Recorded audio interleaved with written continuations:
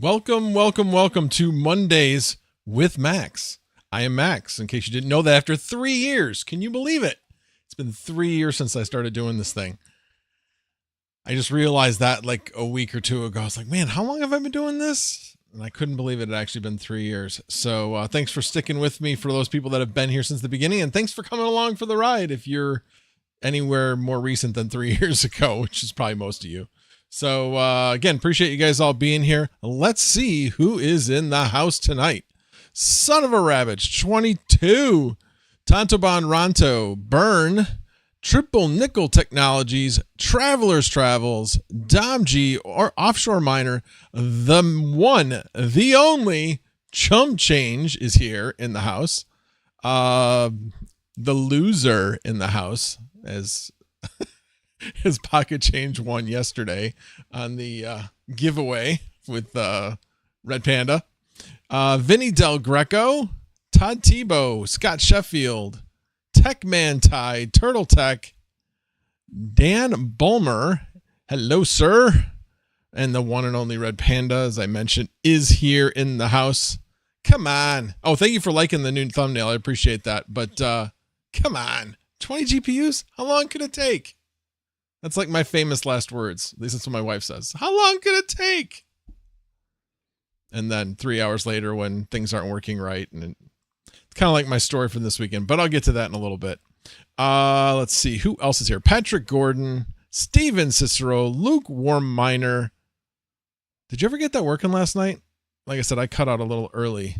I know you were so excited about getting the 3 ASICs to show up, but then they weren't working correctly. So Valley Crypto. Let's see. Integra Guy is here. Fiddler. Black Hat Team. 10 minutes to midnight. Golden Wolf. And let's see.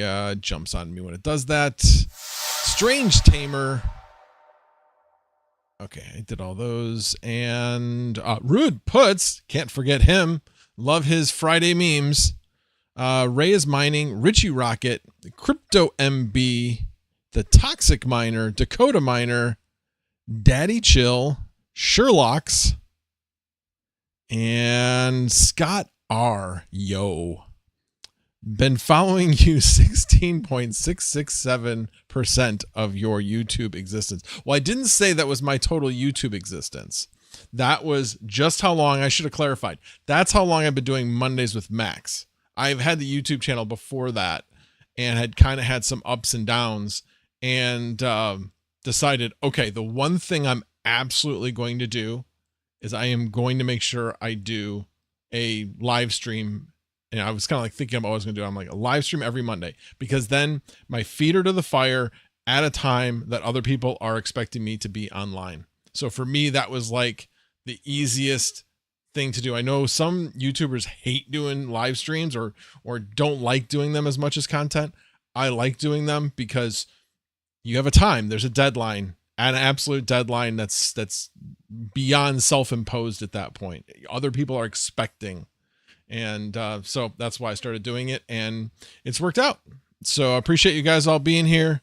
All right, well, let's get into it. So what have I done recently? So as you knew, I had gotten those 3 4090s, but I hadn't been able to get them all into service, and had gotten them into service in kind of different ways. I had put one 4090 in a Chlor rig, which wasn't really doing anything at the time. So I decided to swap that out for a 3090, put the 3090 in the Chlor rig, put the 4090 in, basically I swapped out the 3090 and the 4090, a 3090 in a Vast rig that was doing well, but it did finally have the job fall off. So I figured that was a good opportunity, and I'm really glad I did. Now I've got that one making over 30 cents an hour, on Vast, that 4090. And then, I got the cables from, Veteran Miner last Monday, and, put the GPU in, I think on Wednesday or Thursday, I put the GPU in.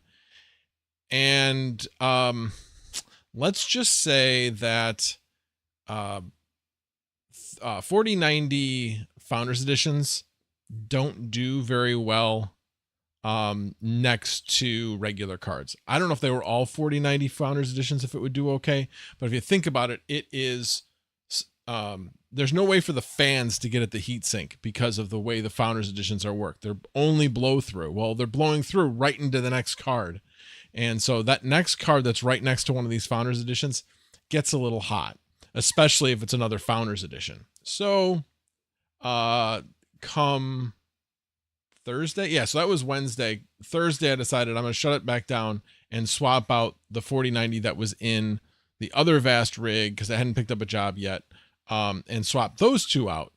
When I did that, kind of all hell broke loose. I wouldn't say all hell, because other people have had this problem, but they really can't figure out what's causing it. But I got a GPU PCI issue message on the Vast dashboard. That's not good. That leads to de-verification. I was de-verified. Now it's easy to get re-verified. You just got to fix the problem. So long story short, I moved some of the cards around. There was still a problem. So I just started from scratch. This time I went with Linux 22.04 instead of 20.04. So I updated to the newer version, as well as I was able to update to a newer NVIDIA driver, which I'll get into a message on that, actually, a little public service announcement on that in case you hadn't seen it. And then once I had done that, looked like it was all good, and it has been ever since. So knock on wood, it's been good. And now I have all 6 cards in that rig. They are all rented currently. So looking good so far. The job that's on it now, I know, is not a super long-term job. It usually runs for a couple days, but we'll see. Maybe it'll stay on for longer this time. I don't know.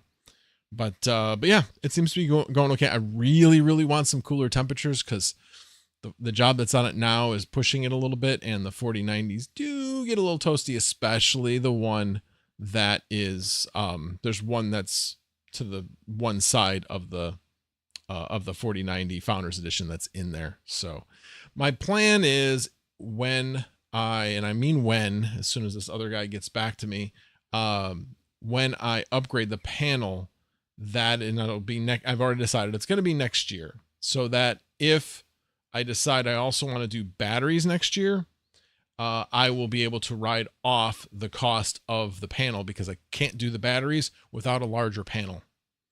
So if I do them in the same year, I can ride off the cost of that. So that is the current plan. But when I do get the new panel, then I will really move around a bunch of cards between the 8 GPU rig and the 6 GPU rig to make sure that the 6 GPU rig actually stays cool. Like I said, in fact, that reminds me, I do need to turn up the fans on it. I realized I had turned the fans down on it, which is probably partly why it's getting a little bit more toasty on it. But anyway, enable BM. Oh, you made it. This guy lives really near me. But good to see you, sir. Appreciate you being here. Yes. Longer than I can mentally afford. I'm sure he is talking about the 20 GPU rig. Maybe I'm wrong. I think you could do it. I think you could do it. You should try. You should try. Just stay up really, really late. Your kids won't mind when you're falling asleep the next day. All right. Well, as always, if you guys want me to read one of your comments, please tag me. It's the easiest way to catch my attention. All right. T-Gig says, it's November. Where's Christmas tree? It's coming. It's coming. Sunflower Mama is in Tampa. She comes home tomorrow. She goes there. Her sister's block is nuts. Absolutely nuts. They gave out candy to over 900 kids on their block, because their block is known as going like all out for Halloween. So it's a lot of fun. So they actually ran out of candy. They prepared for the worst, and then they got more than the worst. They prepared for the best, or what they thought was going to be the best, and they still didn't have enough.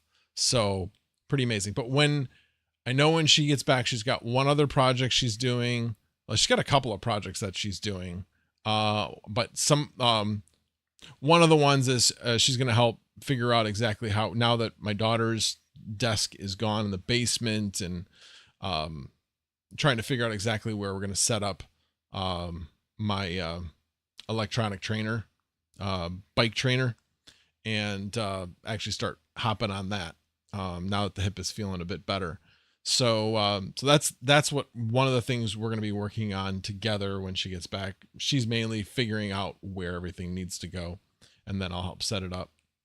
So there's that. And then she's got a, I'll call it secret at this point, secret project for the channel, that she's going to be working on. So, and I'd say she's going to be working on because I know what she got in the mail is going to be part of that little project. So we'll see.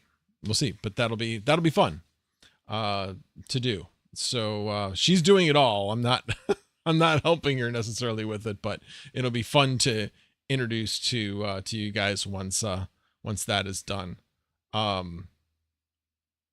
Anyway, and then along with that, she'll put up the crypt mystery. If you notice that right there, God, I cannot point right there. You notice that there's no stickers in it. So there wasn't any reason to put the stickers in it if the Cryptimus tree was going up soon. So it will be going up soon. But I appreciate you asking, T-Gig. Let's see. Tane says, it's only November. We still have Thanksgiving to go. Christmas can wait. It's turn. Yes, but it's the Cryptimus tree. And it is really appropriate to go up after the election when Bitcoin is going to start going crazy. That's what I think is going to happen. But we'll talk a little bit about that as well. Game of Smoking says, I bet they were working on behalf of the local dentists. Oh, yes. Got it. A little slow in the uptake tonight. That's a good one. Vinny Del Greco, probably. I'm not sure if I'm going to do Zwift. I might go back to doing Trainer Road. Just because I just need to get on the bike and have a workout. I'm not in any type of shape where I can just go on and ride around and have it distract me and all that kind of stuff. I would die. So I need something a little bit more structured in a way, unstructured and structured at the same time. I need something that I can just put on there, basically a fairly easy workout to start, but something that is relatively timed. Because if you've ever ridden a trainer, it can be really, really boring. But anyway, I'm not sure yet what I'm going to do. Part of the problem is with Zwift, you need a GPU. I have a GPU, but I kind of want them all to be working, not in a Zwift computer. So there's that too. But I don't know. I haven't decided that yet. We got to get it all set up and decide what I'm going to do. Plus, I believe the Trainer Road monthly fee is less than Zwift. Plus, there's some other free options out there that I might try as well. But we'll see. We'll see. But yes, I've done Zwift in the past. And it's fun, especially when I was in really good shape and we would go out riding as a group with the cycling club I was part of.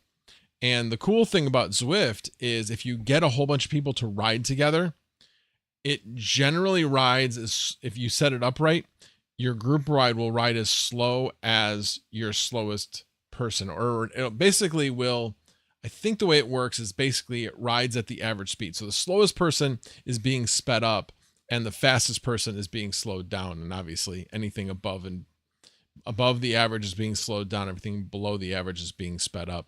I believe that's how it works, but it's been a while. But we're not here to talk about Zwift, but that was a good question. And for those people that don't know what it is, just do a quick Google search and you'll figure it out pretty quick. Boycotting the like button until I see the Christmas tree. Fair enough. Well, I'm going to like that comment because I do like that comment. And Retro Mike, thank you for turning me on to Accurast. So we'll go over projects that I'm currently invested in, basically.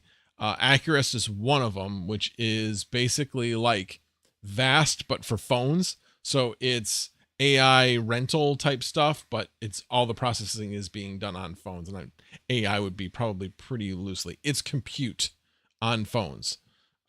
So that's what that project is. And it is supposed to be going mainnet this quarter. By the end of the year, it's supposed to go mainnet.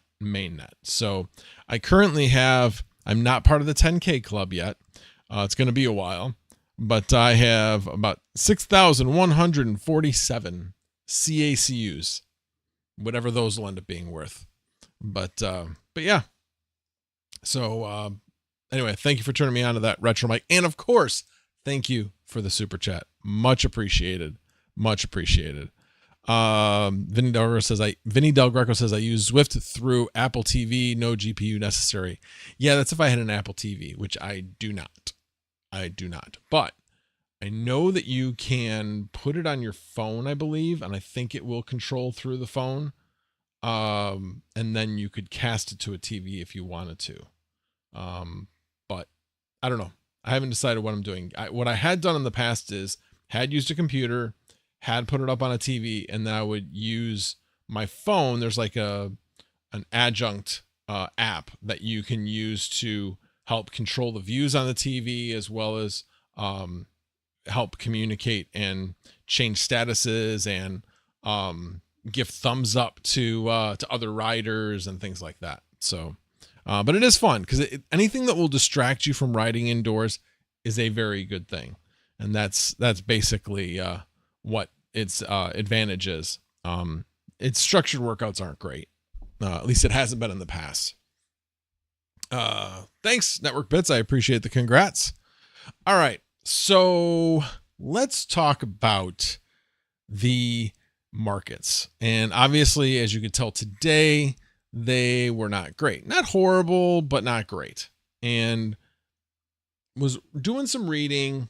I didn't really pull up any specific articles or anything on this, but I did do some reading because I was kind of like, okay, what do we expect to have happen after this election? So prior to the last two elections, I think one of them we actually went up prior to the election, and then the other one we went up like shortly thereafter. So I believe 2020, I think, was the one we went up shortly thereafter because people didn't necessarily believe Biden was ahead in the polls, but people were suspect of it because of what happened in 2016. So in 2016, it looked like Hillary was just going to win. That's what the polls were telling us. You know, I'm not making that up. That is what the polls were saying. So, and then obviously that's not what happened. And I'm not going to go into why that happened, but it's just what happened. More people voted one side than the other side. Therefore, the side that got the most votes or the most electoral votes won. Simple as that. So, but with this one, the polls have it extremely close. So assuming that it comes out as extremely close, then we might have some recounts. We might have some people screaming bloody murder over the results. There could be a lot of things, and all of that adds up to the market's not being sure. They're uneasy about things that they don't know what's going to happen. And so that's why whoever wins, I mean, you guys know who I want to win, but whoever wins, I just wish it would be indisputable one way or the other. Simple as that. Somebody wins greater than 350 electoral votes. Is there a chance? Yeah, there's probably about a 1 in 5 chance that that's going to happen. But obviously not the most likely outcome either. But that would be the best. And if the Electoral College isn't overwhelming, I'm just hoping that in the states that whoever the winner is has, in order to get to that threshold, that there aren't enough states where the outcome may take a while. So obviously, as much as I think it's going to come down to Pennsylvania, I really, really hope it doesn't come down to Pennsylvania because I've talked about this before. Pennsylvania was trying to pass a law to be able to process, not count, process absentee ballots, mail-in ballots prior to the election. They can't even open up and verify who voted prior to the day of the election. That leads to all kinds of problems, but the main problem is that there's a lot of mail-in ballots, and the verification of the ballot is what takes the most time. The counting doesn't. If you wanted to wait to count it, fine. Then you're just feeding them through the machine. You can probably feed in, well, it all depends on how many machines you've got. But I think the machines read probably about, when I voted yesterday, and when I voted yesterday, probably read the return, and two-sided return at that. It was probably about 10 seconds. So one every 6 seconds. One every 10 seconds, but 6 times a minute. Okay. Now, when you're talking about validating the ballot, that means it's going to take a couple of minutes to maybe 2-3 minutes per ballot to make sure that that's a valid ballot. So that's a problem. Georgia, on the other hand, actually, they were the same way in 2020. They're not that way anymore. They were able to, it's like the third Monday prior, they're able to, I believe they're even able to count. I'm not sure about that, but I know they're at least able to process, verify the mail-in ballot so that it is ready to be counted, ready to be scanned. That's the key. So anyway, bottom line is if it comes down to Pennsylvania, we ain't going to know for a while. So let's hope it doesn't come down to Pennsylvania. Although, like I said, that's my prediction. But like I said, I just hope it doesn't. I really hope it doesn't. So be prepared. My point in bringing all this up is not to talk about politics or anything like that. My point in bringing that up is be prepared for some tough times in the market, at least for a couple more weeks. I don't know if that's what, because again, until we know what the outcome of the election is, or at least what the outcome is of the night of the election to see where things are kind of heading, we won't know. And the markets won't react too poorly until probably 3-4 days of indecision. If it leads to 3 or 4 days of indecision, the markets are not going to like it at all. And that's when things could get a little crazy with the markets. So point being is, it's not a bad time to buy, but don't assume right now that this is going to be the lowest point. There might be lower points, so keep some of your powder dry. You might have some even better opportunities depending on what happens with the election. That was my whole point in bringing all of that up and talking for 10 minutes ad nauseum about the election. So, alrighty. And now that, I guess I didn't lose anybody. Well, that's good. So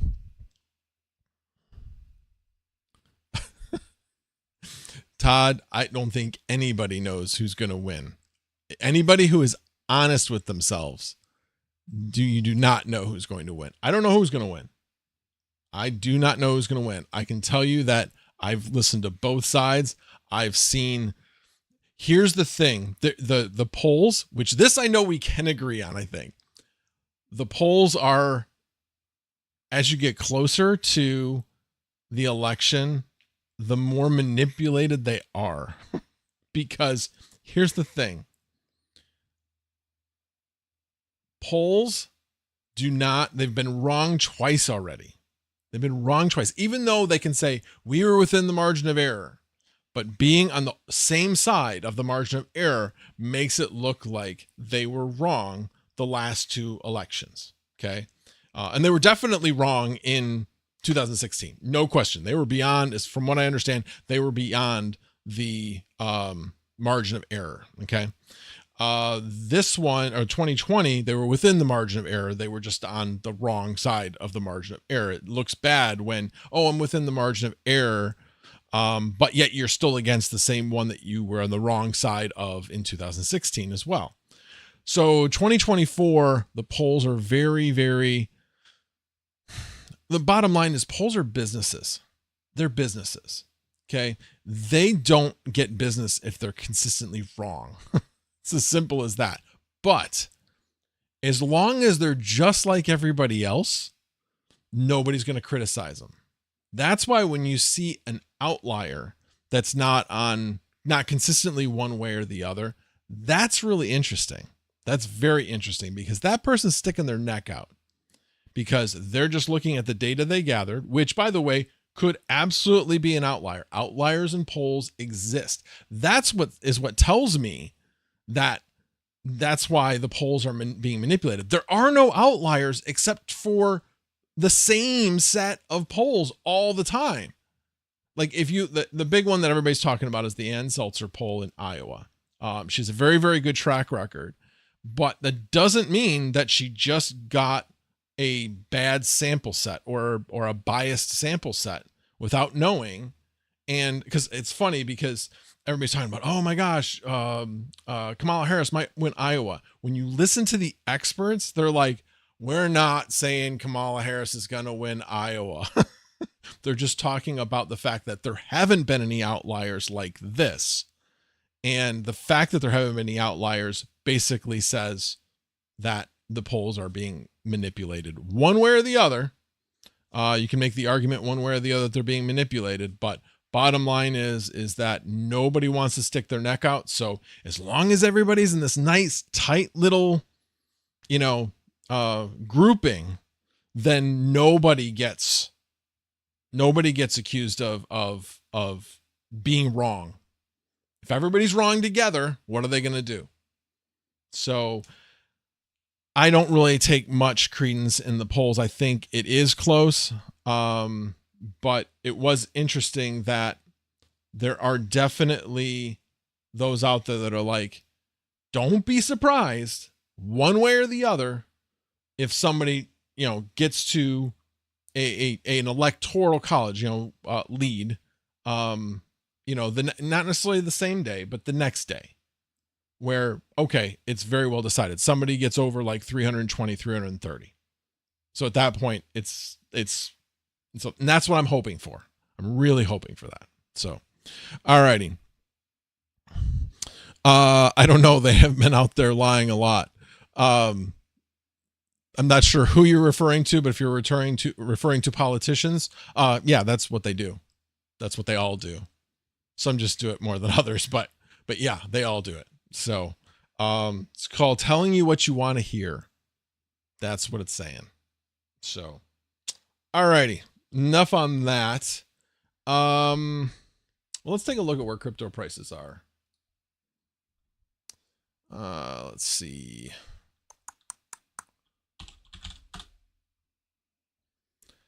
So, here, let me share my screen. There you go. So Bitcoin, it's about 68 right now. Not too bad. Nothing to, get crazy about. It's down 5% over the last 7 days because it was about 73 about 7 days ago. So that's not surprising. But it's down about 2% today. Ethereum's down about 3%. Let's see what else we got. Solana down 3%. Dogecoin, man, Dogecoin continuing to do well. 6% up. Breaking the trend. Shiba Inu up 1.5%. Litecoin down 2%. Oof. Down to 66. That hurts. I was beating DJ. Now I'm not so sure. So it's at 66. And where's Kaspa? Ooh, Kaspa's dropped even further. Wow. I honestly at this point, no, we both lose. I think if we end up at the year at this rate and where we're both at a loss for the year, we both call ourselves losers. So, alrighty. But anyway, yeah, everything looking pretty darn red today. Pretty darn red. So it's just to be expected. And I don't expect it to change a lot. Like I said, the only way that it changes is if somebody does very, very well in the polls. Well, the actual polls, the voting polls, and breaks out and it becomes a clear winner. And like I said, whoever it is, I hope that's the result. So anyway, all right, enough about the markets. So projects I've been working on. So as I mentioned, I was having trouble with my, sorry, let me go back to here. I was having trouble with my Octominer because I added a card and then I added another card, and in doing so, it got messed up with this GPU PCI issue. And as much as I tried to figure out what it was, if it was, like the actual like bus ID got moved or something, I couldn't replicate it to see if I could, by taking a card out, restarting and putting the same card back in to see if I could get a different bus ID for that card. I wasn't getting that. So I couldn't replicate it. So then I just said, the heck with it, reload it, and everything's been going good since. So that's awesome. I also put a 4090 in my single card rig. So right now I have 15 4090s running on VAST. And I'll show you that in a minute. We go over like what my income was for the month of October, as well as a few other things. So the other thing, well, you know what? I'm probably just going to go over that because that'll actually go over some of the projects that I'm working on after we go over the income. So let's do that first. And before I do that, let me go to the chat and see. I hear you do well on the stripper polls. You get all the tips. It's funny you mentioned that. I happened to watch a short the other day with, what's the guy's name? He's the guy who flirts with all those women guests, like heavily flirts with them. And there was a short where this woman was talking about, she's an actress, but she's like, yeah, I was a waitress. And so he's like, so did you get paid well? She's like, sure, I had boobs. I got great tips. And he's like, Ferguson, whatever his first name is. Anyway, he's like, hold on. For those people typing in, for, the people that can't hear, that's tips. TIPS, tips. Anyway, I found it very funny, and it reminded me of that when you said that. So anyway, gave me a Smoky Dan, but did you blow on it before reseating it? That's the trick. No, I did not. And I thought that was just a Nintendo thing. I'm sure that's probably what you're referring to. Patrick Gordon, good to see you, sir. So anyway, all right, let me switch this up. And I actually have my spreadsheet in dark mode. I know you're stuck. Oh, actually, you know what? Before I do that, it's a public service announcement, and cover your eyes. It's going to be bright because it's not in dark mode. I don't know why, but it's because it's PC world. But this came up last week. Security flaws found in all NVIDIA GeForce GPUs. Update drivers ASAP. So this is pretty interesting. It's probably not a huge vulnerability, but nonetheless, it's a vulnerability. I can tell you this computer, my wife's computer, and a couple of the salad rigs. I still have some salad rigs to go, but I don't want to take them off jobs.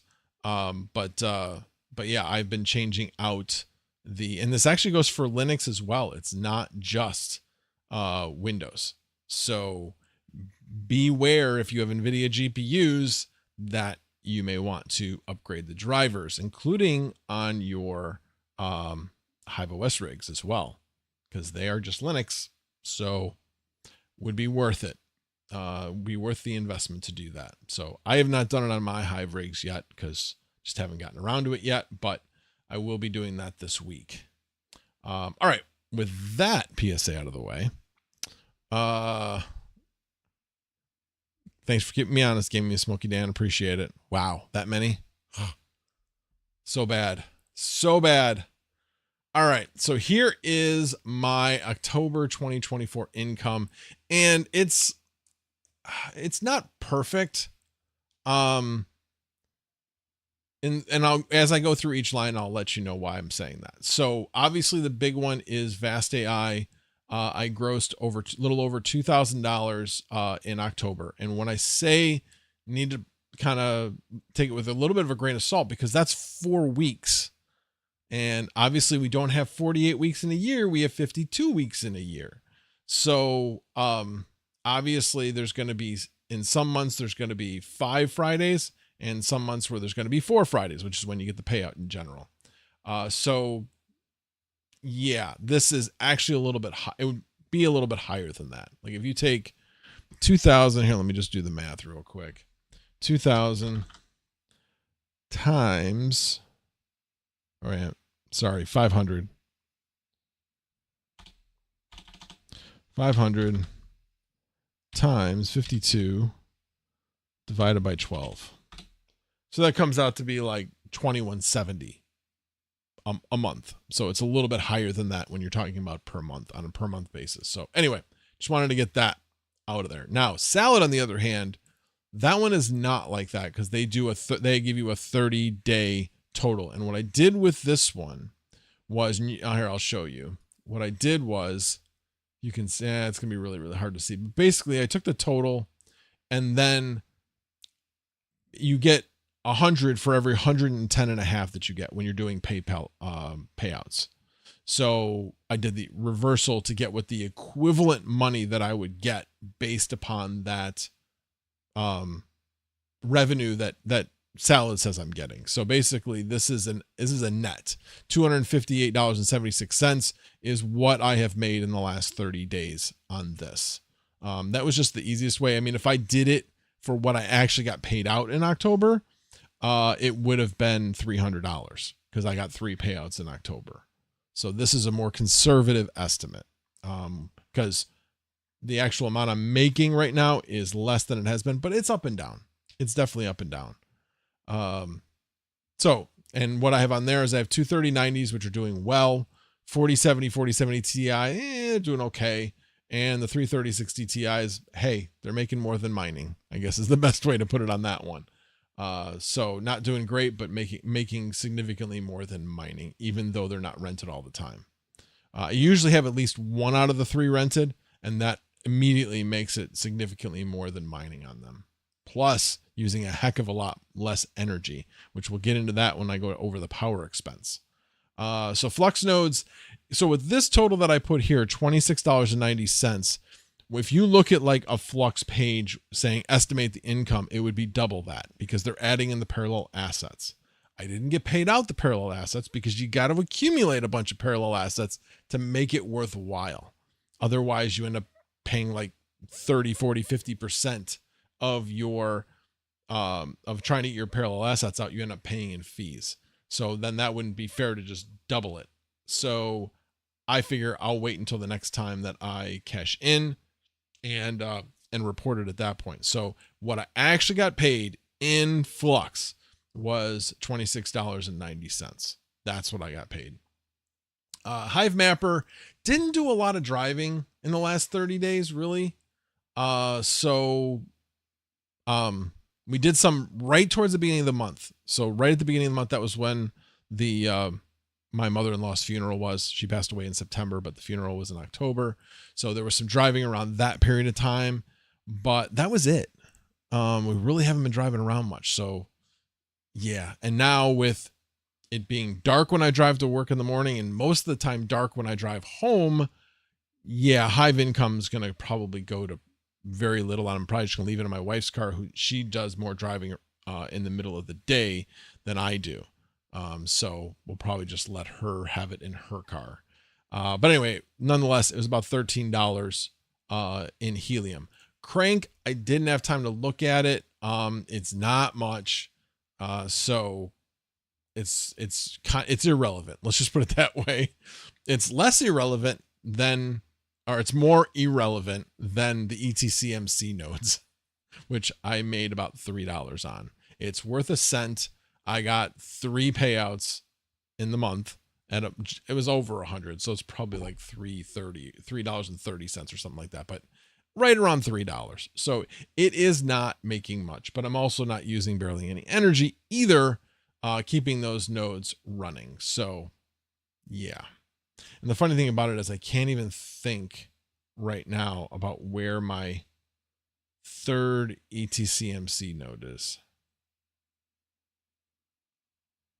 Yeah, I don't even know. I know where 2 of them are. They're in the basement, but I can't think of where the other one is. But I know I got 3 running, so whatever. So anyway, so it adds up to just short of $2,400 for the month. And like I said, most of this month, I did not have those extra 34090s running. And I'll go over, like, if I kept the jobs I currently have throughout the rest of the month, or for the next 30 days, I can show you about how much I would be making. And generally during a month, you're going to have stuff fall off here and there. And you just hope that it gets picked back up pretty quickly. And so far, most of my stuff has been picked up pretty quickly after it gets dropped. Now let's go over the power expense. So here's my bill. And as you can tell, the second line is kilowatt hours to the grid. This would be my solar panels. I am using every ounce that they are producing in my house. But this usage is actually way down from what it was in previous months because it's cooled off and the air conditioner isn't running barely at all. I did actually have it on today because it's pretty warm here. It got up to like 67, 68 degrees. So not super hot by any means, but some of the stuff in the basement was getting a little toasty, so I decided to cool it off upstairs. And the way I have it right now is the curtain is open, so it can pull cooler air from upstairs if it wants to, and will help cool the rigs a little bit more with just a little bit of air conditioning, not a lot. Also makes it much more comfortable when I come home from work, because I turned it down about 2 o'clock, something like that. But the one thing I did want to mention was, obviously I have variable rate power. That's why you see this capacity charge. It's demand charge. It's only $4.50. And then all of this is variable. That's why if you notice the electricity supply charge does not have a multiplier, because the multiplier is always changing. But if you look at this, you'll see. So right now, well, here, let me just do it. So we got 144.37, 144.37 divided by 3678. That comes out to about 3.9 cents. And what is it to compare it to? 6.47 cents. So I'm basically about 2.5 cents below. So I'm saving 2.5 cents per kilowatt hour on variable rate versus standard rate. So anybody who's in Northern Illinois, I'm telling you, get on this plan, especially if you have solar. That's one of the advantages I have with solar. My capacity charge is really, really low, because they measure capacity. The capacity is when, or that capacity charge is calculated on when there is more, like the most electricity, the 5 largest events where the most electricity is being used. And because that's usually during the day when it's sunny out and hot, well, my solar panels are helping to reduce that. So that's what helps keep that down. So that's a savings that I get, not just the fact that it's producing electricity, but that it also keeps the peak down during the middle of the day when it's being measured. So if you got solar panels, even better to be using variable rate power. So yeah, so if you look at the whole thing, 420.95, it'll come out to about 11 cents. Divided by 3678, actually comes out to 11.4. But if you subtract out the fixed rates, that no matter if you use 0 or you use 100,000 kilowatts, you still have your customer charge and your standard metering charge. So if you take that out, I'm at 11 cents. So that's what I'm currently at. Not complaining. Not quite as good as it was a while ago, but not complaining. So anyway, so once you take the net of those two, then I'm right around 2,000, just short of 2,000 in net return. Enough to pay off a little more than a 4090 a month. And like I said, this is when I had 12. Most of the month I only had 12 4090s operating on it. So now I'll have 15. In fact, let me show you. This is what's currently operating. Actually, let me do a refresh to make sure that this is still, the first one still has everything operating. Oh, because of the dark mode. Okay. Oh, no, there it is. Okay. So yeah, everything's still operating. So yeah, if you take 1.585, here, I'll just do it. 1.585 plus 2.049 plus 0.307. That's a single 4090 netting 0.307 an hour. That's good. That is very good. At least in my book it is. That comes out to 3.941. Multiply that times 24. And you're looking at just over $94. $94.58 is what it's making. Multiply that times 7 times 52 divided by 12. And you're talking about $2,800 a month. $2,870 a month. Of course, if this never went down, like nothing ever went down. And I already know that that's going to happen because when I have the panel put in, it's going to have some downtime. And I'm going to probably have to try to recover some new jobs because some of these jobs probably won't stick with me. So anyway, point being is, there's going to be really good times. Right now it's good. Having all 15 rented it this has been since at least 10 a.m. this morning. So no complaints there. So we'll see.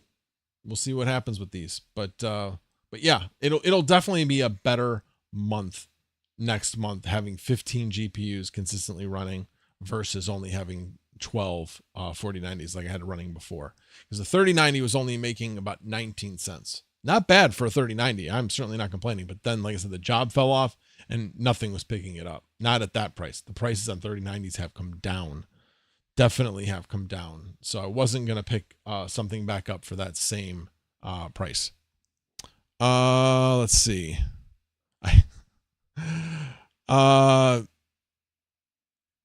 Okay. What? Oh, shoot. Just pretend like you all saw it. I just looked at the screen. Sorry, guys. There we go.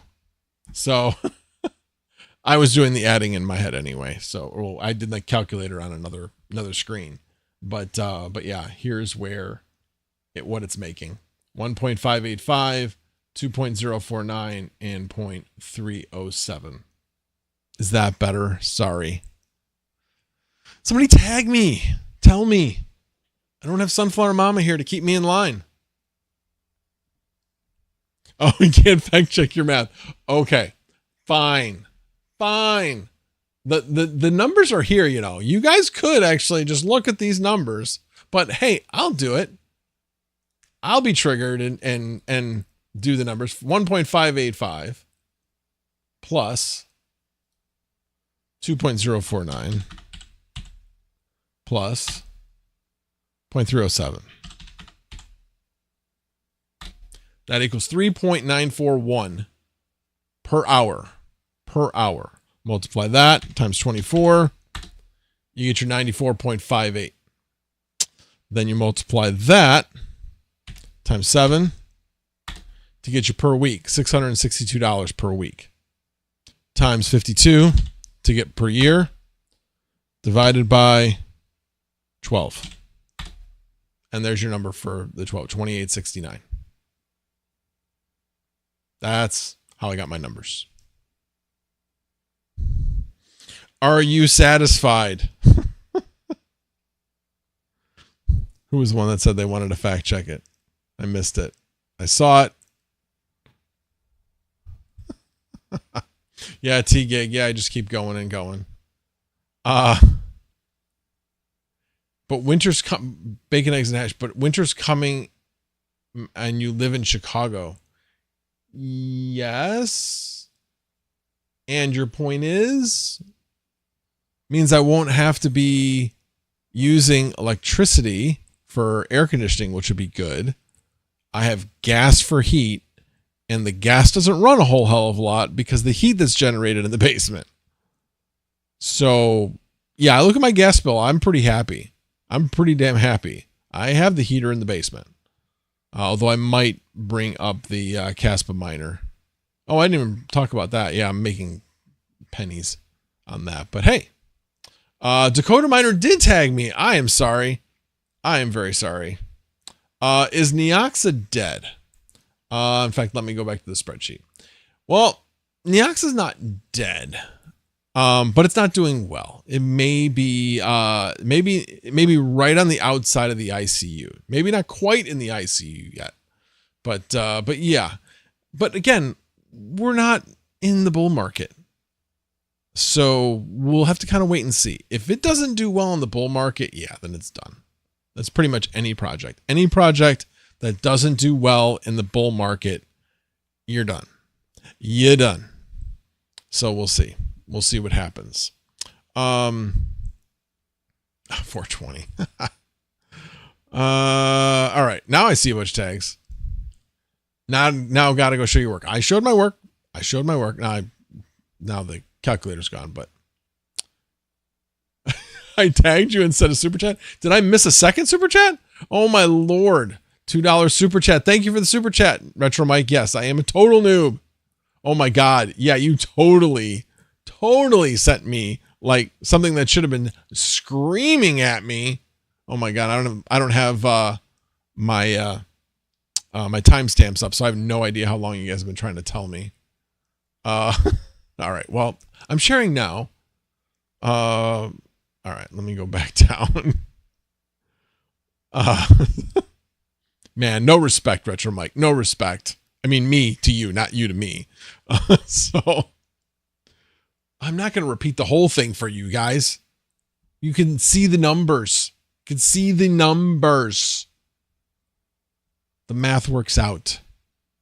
Bacon, eggs, and hash. Solar panels are not great performers in the winter. Oh, well, yeah, they're not great performers in the winter, but I'm also, so the way I look at solar panels for me is having that heat generator in the basement. My air conditioning runs basically all summer. So that's what the solar panels are powering.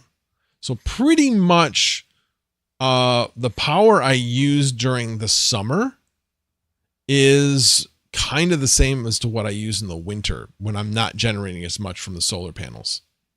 I will say in the Chicago area, October was an incredibly sunny month. That was the best solar, the most amount of power I generated from solar in the 6 or 7 years. When did I get it now? 6 years. I got it in 2018. In the 6 years I've had solar, that was by far the best October I ever had, as far as the amount of energy accumulated from it. So, and actually right now, this looks like it might be my best year for the total year. If I just average the next 2 months, I will beat, it'll be the best year. I think my best year was 7.75 kilowatt hours. And so I would be over that. So I think right now I'm at like right between 7.25 and 7.3, which means I just have to get like 250 the next 2 months on average, which I usually get about 300, about 350 in November and 250 in December. So I should, no guarantees, we can get a huge snowstorm in December that covers the panels for 2 weeks. So we'll see. I just really, really hope we don't have what we had last year in the Chicago area, which was all this weather that was like 28, like got at night, it got down to like 25 to 27. And then during the day, it got up to like 35 to 37. We had like days and days and days that were like that. So during the day, the snow would melt off the solar panel just enough to accumulate in the gutter. When it hit the stuff in the gutter, which was ice, it would still be cold enough that it would freeze. And then overnight, it would really freeze. So yeah, I'd have it gutter replaced because of that. So, all right, let's see. What questions you guys got? Gave me a Smoky Dan. That is all and well, good about heating, but do you know which fuse... Do you know which fuse circuit the microwave is on yet? No. And guess what? I don't care because it's going to change when I change out the panel. So I stopped caring. So there you go. That's the answer right now. I will make sure that I know which circuit it is when I get the new panel. I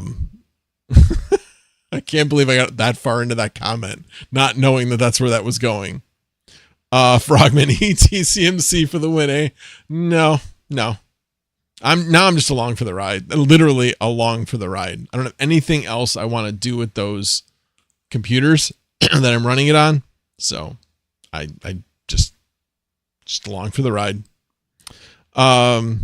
Chuck Danger, why are they priced so low? Should be able to get about 40 cents per hour with verified. No, not if you want to have them sit. They'll sit. They will sit and sit. You'll get a few rentals, but you're not going to get the long-term rentals in general. I mean, you might get lucky, but I'm not really about luck. I mean, the bottom line is if it's rented, it's making money. And even at these, now the 8 GPU rig, maybe that's set a little low.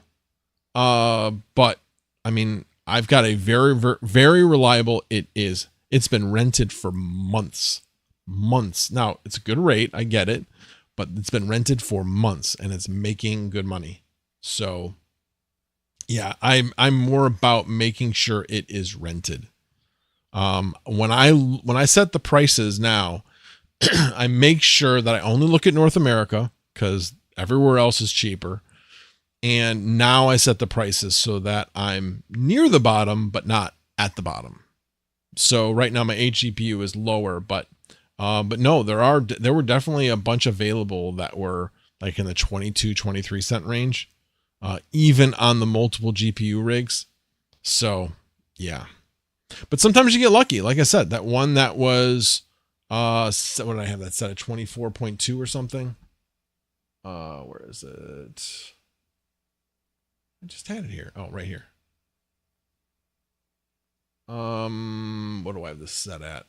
Yeah, it's set at 24 cents, but it's making 30.7 because I modify the bandwidth charges and the storage charges. The standard storage charge is like 0.15. I raise that to 0.5. And then down is $2 per terabit and $1 up per terabit. So I make extra on that.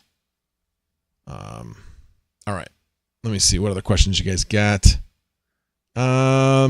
Did you have Sunflower Mama out there hosing down the panels daily? No, it's way the heck up there on the roof. It's up like 35 feet, 40 feet, something like that. So yeah, I'm not asking anybody to get up that high. In fact, when we had that gutter replaced, I had a gutter guard, not a leaf, it's a leaf guard, but it's not that brand.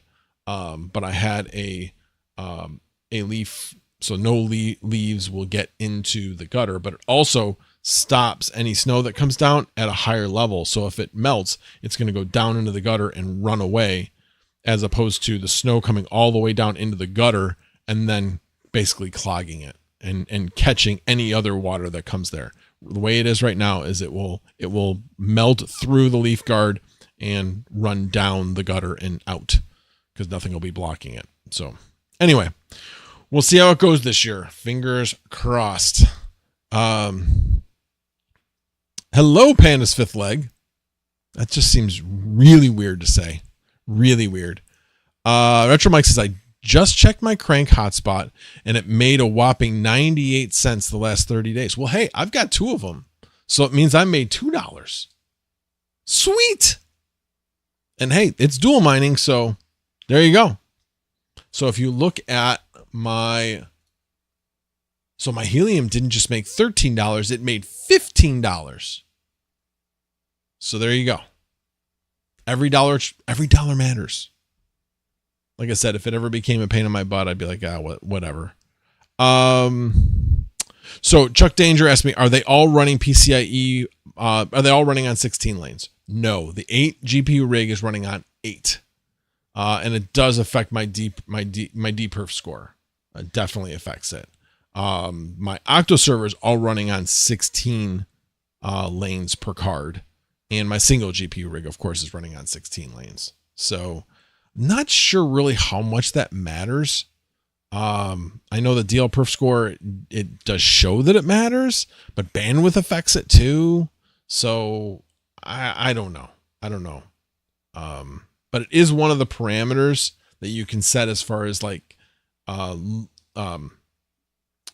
sorting, so that you want the ones that have the best DL perf per price. So basically you're getting the most DL perf score per dollar. So that's one of the things you can sort on. So that's another thing I look at as well when I'm setting prices.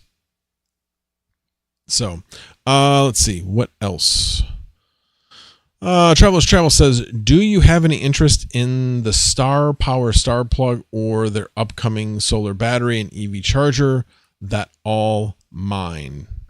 I got my Star Plug a few days ago. I might have some interest in the Star Plug, but I would need to look at the specs. My worry is a lot of these smart plugs are not designed to run, full tilt through these plugs. They will just burn up the plugs. There's plenty of smart plugs that have burned up. That's my concern. I don't use, the only place where I've used a star plug was when I was using it basically as a switch for to turn on and off a server power supply. But other than that, I don't like running anything through it at high power. Retro Mike, are you still running pre-nodes or did you shut them down? That's a good point. So let me actually go down a little bit because these are the other projects I'm working on. So pre-search nodes. Flux just announced that they're having $2.79 for Flux nodes. So you get 3 instances for that $2.79. That's less than $1 a pre-search node. Now, with that said, are you profitable? Nope. Not profitable. Well, I shouldn't say that. Let me take that back. At the standard, well, when I looked at what my payout was, which was using Pecunia, okay? Pecunia is bad. Do not use Pecunia for at least pre-search nodes. It was horrible. The reliability factor was like 50, like 51. It was bad. And that affects your payout. So I'm basing it on the payout that I got when I was on Pecunia, which is probably not a good. The other part of it is supposedly you're supposed to be getting some airdrops, but you probably have to keep a certain amount of reliability factor. So I've run on Flux before with these nodes and it's done well as far as reliability. It's usually like 78 to like 85, somewhere in that range usually. I haven't looked at it. Let's actually take a quick look at it right here. So here's my pre-search nodes that I just put up yesterday. Hey, and I've already earned 1.35, 1.30, and 1.15. But the reliability scores are kind of all over the place right now. So this one's at 34. And what'll end up happening is you'll actually see like where another one will get spun up and you can change your stake to that one. The other thing is I could actually kill this one if this doesn't get any better. But again, it's only after a day. I'm not losing any sleep over that at this point. But 72, yeah, I think I remember correctly. There were definitely some in the lower 70s as well. But here's my Pecunia one, 51. That's horrible. Oh, and I think these two were from Flux. I don't know if this one, I think this one was, and it was doing better, which is why I went away from these two, but then it ended up being worse. So it is what it is. But yes, I am now running. And to me, it was really easy to get up and running on Flux now. It's a lot, to me, as I remember it, it's a lot easier. It takes you step by step. Just have to follow the exact instructions. As non-intuitive as those instructions may seem, follow the instructions and you're good. So yeah, check that out. Like I said, I don't really know how profitable it is. It might break even, but I'm still doing it because I have it and because I want to support the project, and you just never know. You know, this thing does a 10xer. I'll be pretty damn happy. I have 12,000 pre at I forget what the price was, but it's really low. So all right, let me the DL perf is an added selling point. I have 3060s on 16X and rent at good prices, and I have 3060s on PCIe 2 1X that only rent at bottom prices. Well, yeah, I mean, the bandwidth at PCIe 2 1X, yeah, you're not going to, that is definitely going to harm you. But when you're talking about marginally 8 lanes on PCIe 4, is going to, it could possibly saturate a 4090. Probably not likely with what you're running, but it could, but barely. So having 16X, yeah, you're getting a little bit more performance out of it because of that. But again, it's very marginal.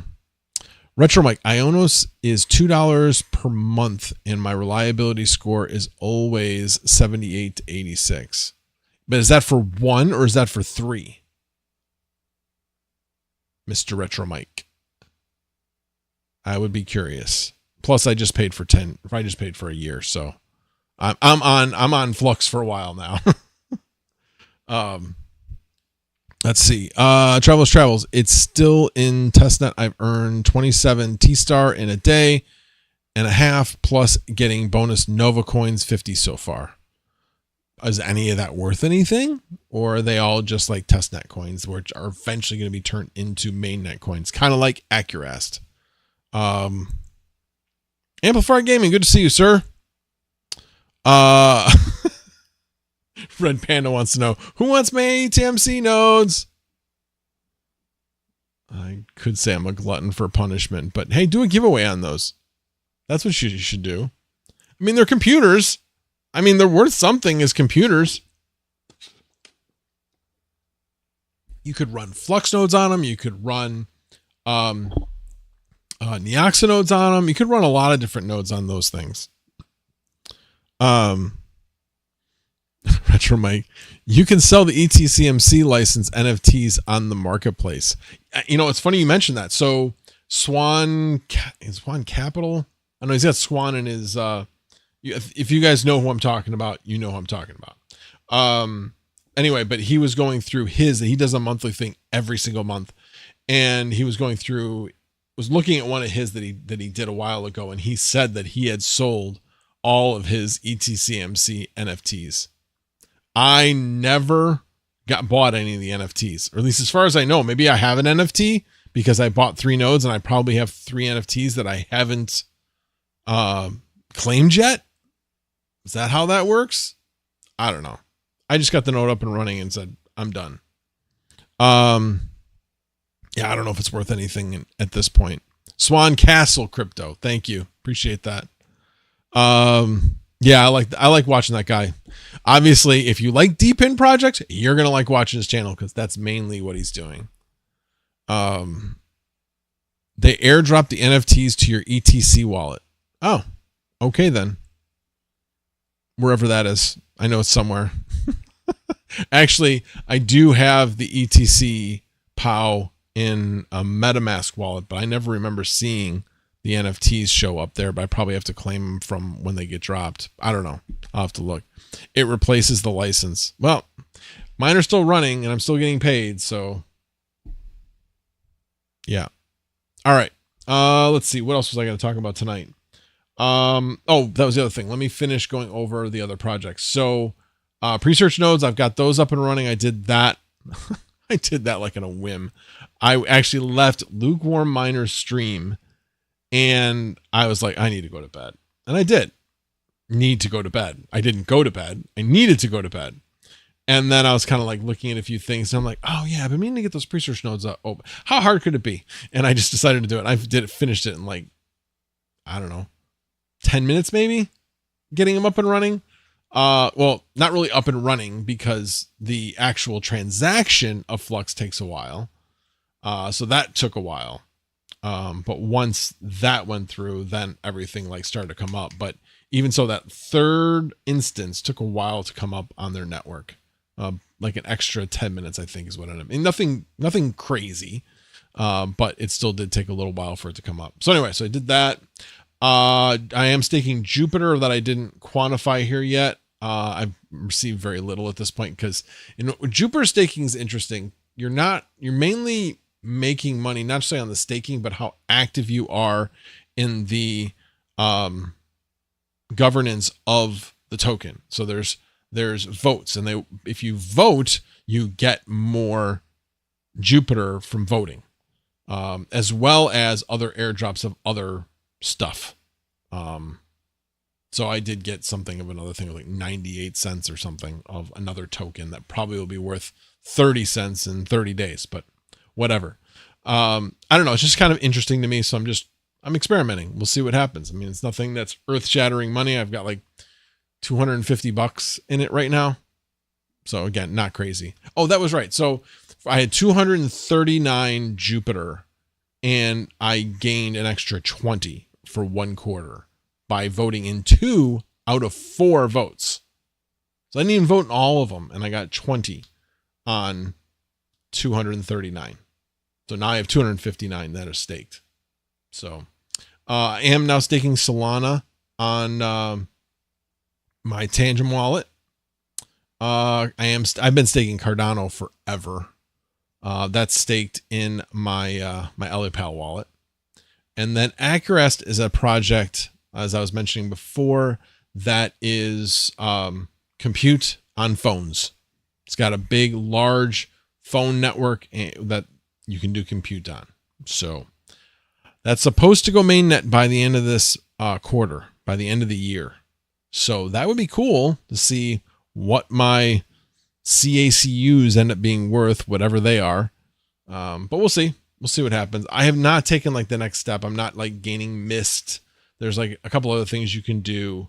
But I have not done that yet. Maybe that's where all the money is. I don't know. Anybody else doing Acurest and doing mist? Let me know. Would love to hear your thoughts on that. So those are really pretty much the main things I'm doing at this point. Obviously the Vast is taking up a lot of my time. So right now, actually, so what am I doing next? So the Tempe node, I probably will try to get that running on my Unraid server. So with a 3060.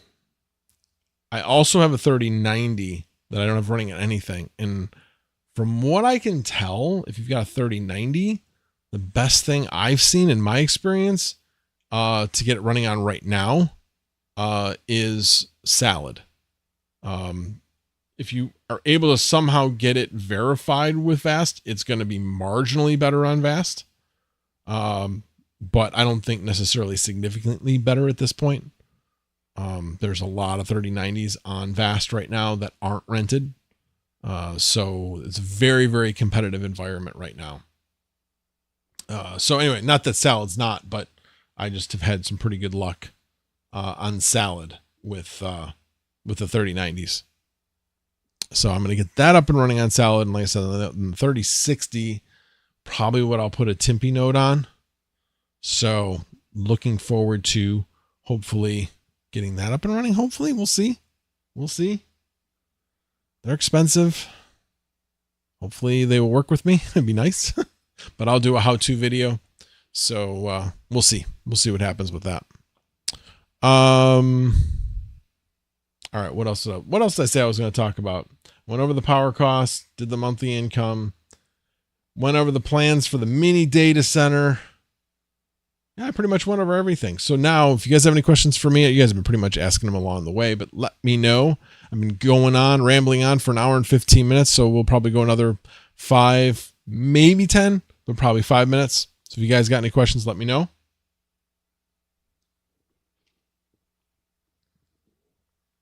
So let's see. Retro Mike says, I did it for a bit, but just mainly doing the standard Acurest.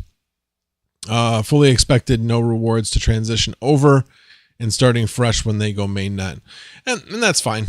I'm just happy I'm at the beginning of everything. Hopefully that will mean good things and mean profitable things. Usually that's when you get in the beginning, that's when you do really well. So we'll see what happens. I got my fingers crossed on that one. Again, the earlier into something, the more likely you're in on something that may not amount to anything because you don't have any track record or anything. So, but we'll see. We'll see what happens. I mean, Retro Mike recommended it, so it must be good. He gives all kinds of financial advice.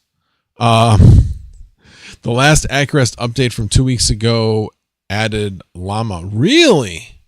Very cool. Again, my prediction of who wins the presidency. I mean, that's the thing. If you voted for Harris, you're gonna, I don't care who you are, you're gonna predict Harris. And if you voted for Trump, you're gonna predict Trump because that's how close it really is. So if you're honest with yourself, nobody can say whether or not they know who's gonna win at this point. You just don't. You just don't. I can name plenty of sources that say that Harris is going to win. I can also name plenty of sources that will say Trump are going to win. And I mean that is in like sources on the internet that have looked at things. Okay. So that just tells me that what it really comes down to is people are going to have their biases and there's just literally no way to tell. It's all going to come down to, you know, how the vote comes out. Are Trump voters more motivated, or are Harris voters more motivated? And you can make a case either way. So we'll see. But like I said, what I'm hoping for more than anything, this is what I think everybody in here should be hoping for, is that it's not close. Because if it's not close, guess what happens? Bitcoin go to the moon. And that's what we all want. But as long as this is contested and close, and there's going to be bitter fighting because, you know, Pennsylvania was won by 0.2%, which means that it's up for automatic recount, and it's going to take freaking another 3 weeks to get recounted. Nobody wants that. Nobody wants that. But everybody wants to win. So if you're on the lower end of that 0.2%, you're going to be asking for the recount. I don't care who it is. If Trump's on the lower side, he's going to ask for the recount. And if, I'll tell you anyway, and if it's Harris on the low side, she's going to ask for the recount. Now, what'll be really interesting, if you remember the last time, Wisconsin was not up for a automatic recount. Trump said, yeah, you don't worry about it. We need a recount because it's between, I think, 0.5% and 1%, I think was what it was. Anyway, it was just above that automatic recount. So he said, yeah, go ahead and recount. Well, but yeah, the candidate, their fund has to pay for that recount. Trump never paid for the recount. He never paid for the recount. So guess what? If Wisconsin is above 0.5% in that the candidate can request the recount, but he has to pay for it, they're going to be like, you need to pay up for the last one, and you got to pay this one up front. So, because they don't have to do the recount just because they request it. They have to pay for it. And if he hasn't paid for it and he owes the state money, they're not going to do it. So that there could be some interesting things that could occur that I'm kind of looking at thinking this is going to be somewhat entertaining if certain things transpire. I don't think Wisconsin's going to be that close. I think it'll be over 1%, which means that you can't request a recount no matter what. I think Harris will win Wisconsin. But Michigan is extremely close, and so is Pennsylvania. So, and who knows? Could you imagine if Ann Seltzer predicted that Harris was going to win Iowa and it actually came true? That would be pretty wild. Now, that wouldn't be enough to like have her not have to take Pennsylvania, because Pennsylvania is worth 19 and Iowa's only worth 6 electoral votes. So Iowa means absolutely nothing in the big scheme of things, unless maybe she won North Carolina, for instance. And I would say it's unlikely that she'll win North Carolina, but she's more likely to win North Carolina this time than she is to win Georgia based upon the numbers. So I don't know. It's going to be an interesting couple of days. Definitely going to be an interesting couple of days. Man, it would just be wild if like everything got called because one candidate won on election night, like basically pulled out like 3 or 4 surprises. That meant that it's just not even close enough to say, you know, they could basically say, okay, this is it. Oh, sorry. The other thing that everybody needs to realize, because I hear this all the time from people on the right, okay? And I mean far right, because I'm in the center and I see both sides of it.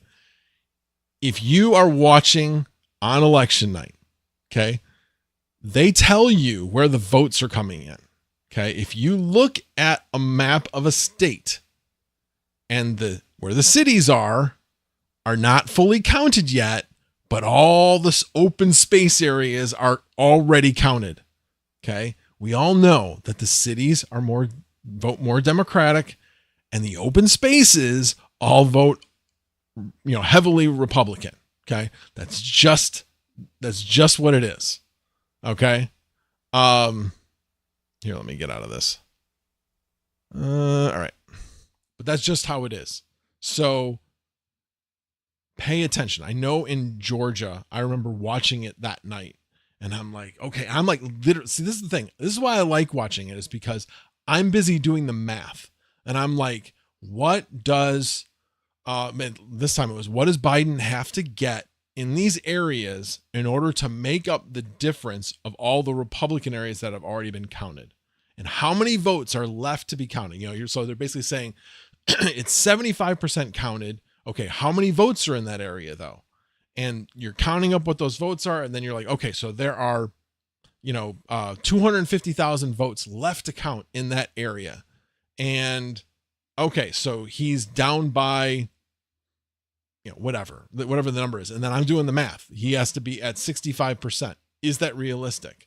And I remember Georgia, I called way before Georgia called it, or before the news agencies did, because that's the math I was doing. Now they knew all this. They've got experts, but they felt like Georgia was going to go to Biden because of doing those numbers. They knew it was going to be close, and it was close, but based upon the numbers that they had that night, it was highly likely it was going to Biden based upon what they were expecting to get, or not even what they were expecting to get, what they had already gotten. They have, if you think about it, if you look at what an area is voting, and you've gotten 75% of the vote in, you have a really good sample size. So the next 25% are probably going to come in about the same distribution. Okay. So that's better than any polling you're going to get. Nobody does 75% of the polling population.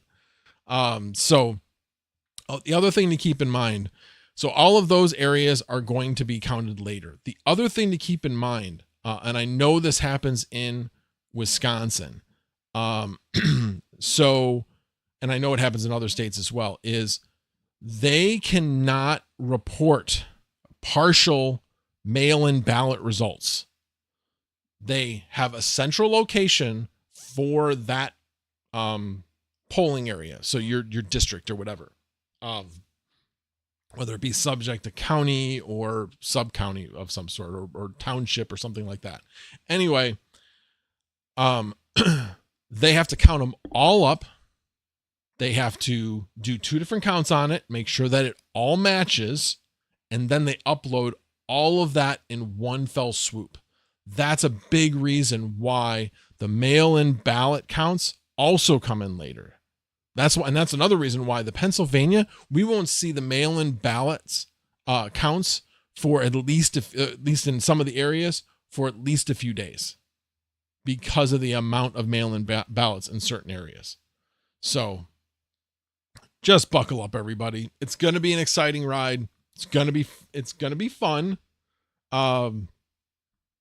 Be more fun for the person that voted for the winner than for the losers, certainly. But either way, I will find it fascinating either way, because it'll be really cool to watch how everything starts to go and look to see where everything is. So anyway, so that was a very long answer of not giving an answer. Iowa. Thanks mean, or is that's mean, or thanks man? Iowa mining. Iowa means nothing in the whole scheme of things. Oh, I mean, Illinois means nothing. It's a given. It's gonna be Harris. There's no two bones about it. It's gonna go to Harris. My vote doesn't really mean anything, because I already know that it's so far in the Harris direction that my vote, no matter which way I was voting, won't mean anything. So, but Iowa, yeah, it's kind of like Nevada. Nevada's a swing state, but it's not, because it's an unlikely combination where Nevada's going to actually matter. Just the way the numbers work out. And I know that if you get Nevada and North Carolina, I believe you can replace that with Pennsylvania. But when it really comes down to it, there's been a whole bunch of things. There was a thing on 60 Minutes last night about Door County, Wisconsin, that it is voted for the last. It has the results of that county have agreed with who the actual president was after that election. The last 6. So that's pretty interesting. So there will be a lot of eyes on Door County.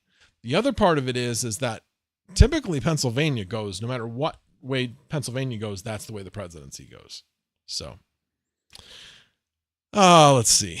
I know you were joking. Just highlighted you said Iowa. All right, let's see. Game is Smoking Dan. Sounds like they could do this faster and more reliable with crypto deep learning machines. Yes, but people don't trust it. That's really what it comes down to. People don't trust it. I mean, that's why Georgia had said, hey, we want it hand counted. Nobody trusts technology. They just don't. I mean, if we have certain people of a certain party that are wanting to hand count votes, that means there's a lack of trust in the system completely. So we think we're going to fix that lack of trust by saying, let's go to blockchain. It ain't going to happen. I totally agree with you that, yes, if done properly, of course, it would be a good thing.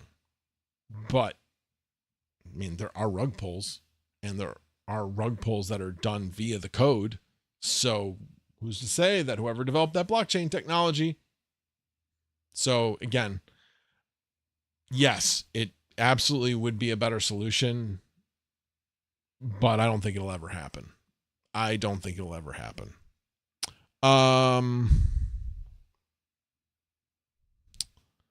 Did you delete your comment? I thought you tagged me. I don't see your comment anymore.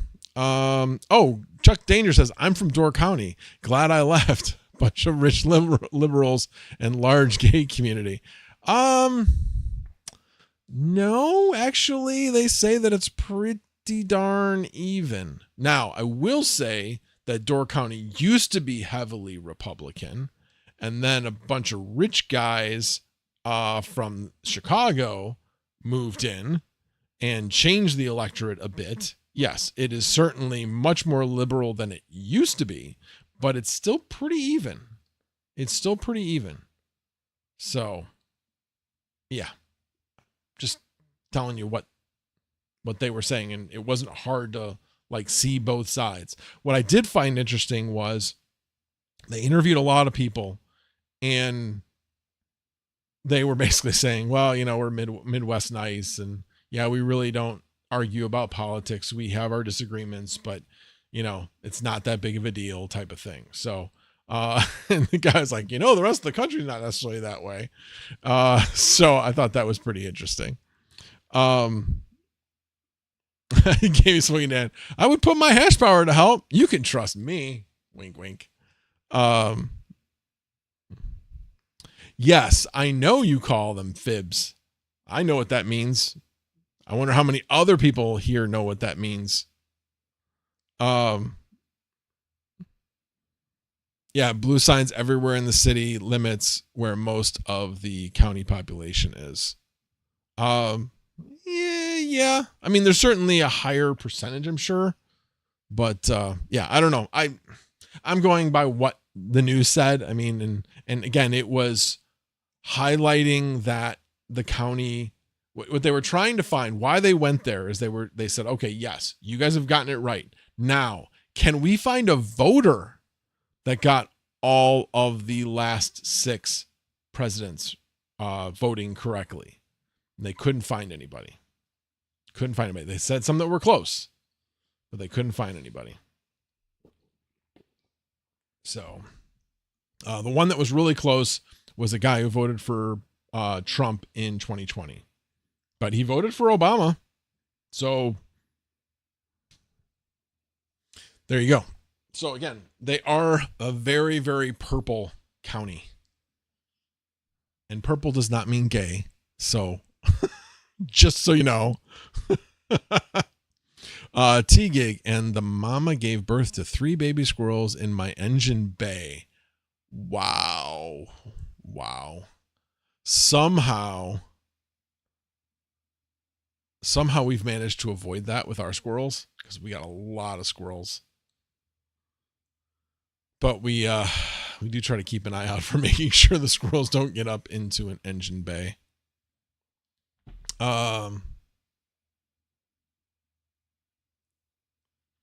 Thoughts on Trump and Elon Musk endorsing Trump. Oh, thoughts on Trump. I'm not going there, Red Panda. I would be here all night. I thought you were like, what are Trump's thoughts on Trump? I was like, what? I was very confused by that by that question.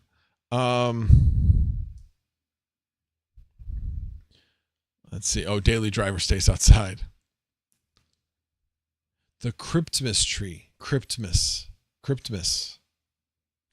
Yes. You must have missed the first part of the stream. Yeah, we were talking about it early on. That will definitely be one of the things that Sunflower Mama will want to do shortly after she gets back. But heck, it's like 60 some odd degrees today. It's not ready to get it out yet just because of weather.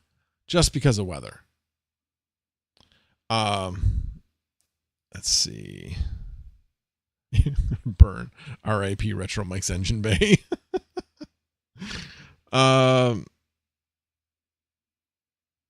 You just need to move somewhere else. I've seen your house, dude. You do not need to move somewhere else. That's beautiful. Beautiful area. Especially with all the work you put into that thing. Why would you want to move at this point? Man. Yeah. Oh,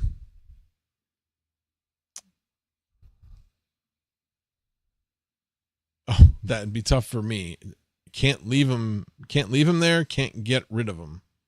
Talking about the squirrels, I'm guessing. Alrighty. Well, it has been a long, an hour and a half. Wow. I went longer than I thought I was going to go. Tube and Jar. I live in DuPage County and had a squirrel eat wires in my engine bay. Wow. I'm in DuPage County as well. I guess secret is feed the squirrels so that they don't. It's kind of funny. The squirrels are bold, very bold. We've taken pictures of the squirrels, like our front window. There's a chair right in front of it, and the squirrels will hop up on top of the chair and look in the house going, "Hey, where's my snacks?" And we do have one that we do feed. Actually, my wife is feeding two of them specifically. One of them is Stumpy. It was obviously in a fight. It's been around for years. It's the one squirrel we know has been around for years. And so she definitely helps keep that one alive. But he was obviously in a fight where he lost part of his tail. And then the other one is one that's probably going to die anyway. But basically, he had gotten into a fight and knocked his jaw out of line. And now his teeth don't match up. So the bottom tooth is growing up. And if it doesn't rub against something, it's just going to keep growing. And then he won't be able to eat. So she's doing what she can there. But I don't think she named that one. But yeah, the one is named Stumpy. Bring back the 79-cent Taco Bell tacos. You know, Taco Bell has gotten so out of control with their pricing. They are insane. I stopped going to Taco Bell because, like, I should say specifically, the one near work where I am, they ignore all of the corporate promotions. They're like, no, we're not doing that. Like, fine, then I'm not buying from you. I haven't been to that taco. I used to go to that Taco Bell at least twice a week. I haven't gone to it in over a year. I don't remember the last time before that. I mean, it's not that I never go to it, but over a year I haven't been to it. I've not been to it. So, all right, one more. Have you seen the clip of a raccoon getting a free donut from a drive-thru? No, I have not. I have not seen that. Yeah, you're right. Tube and Jar, you're right. Get Real Tacos, same price, much better. Yeah, we have a place nearby that makes great tacos. We go there every Tuesday. Taco Tuesday, 30% off, all tacos. Very good place. Although the wife is talking about maybe trying a different taco place. Probably not this week. Maybe next week we'll try. There's another taco place like equidistant, but opposite directions from each other. So we might try that place sometime soon. We'll see. There's a couple of really, really good taco places near work. But yeah, you're right. You can definitely get things cheaper than Taco Bell now. And Taco Bell's not all that. Not all that. Not all that at all. Portillo's tacos. What? Portillo's doesn't have tacos. Are you crazy? You're extremely hungry right now. You're making me hungry. Yeah, I actually had Chipotle for the first time in a really long time. I couldn't stand it any longer. I needed some Chipotle. So went to a completely different place that I used to go to that was always good service. And yeah, they did a really good job. So I think I may just limit it to that store, going to that store, only that store. Large pizza time, huh? Okay. Taco time with Max. No, that would that would be, I don't want to walk all over Terra Hash Tuesday. That would be bad. So, alrighty, guys. With that, it has been a long stream. Appreciate you guys all sticking it out with me, or at least most of you. A couple people left, but appreciate it, and appreciate you guys celebrating with me for the 3rd anniversary of doing Mondays with Max. It's been great, and I plan on continuing it going forward. So, alrighty, guys. Thanks a lot for joining me. I appreciate it. The General is out. Have a good night, everybody. See you later.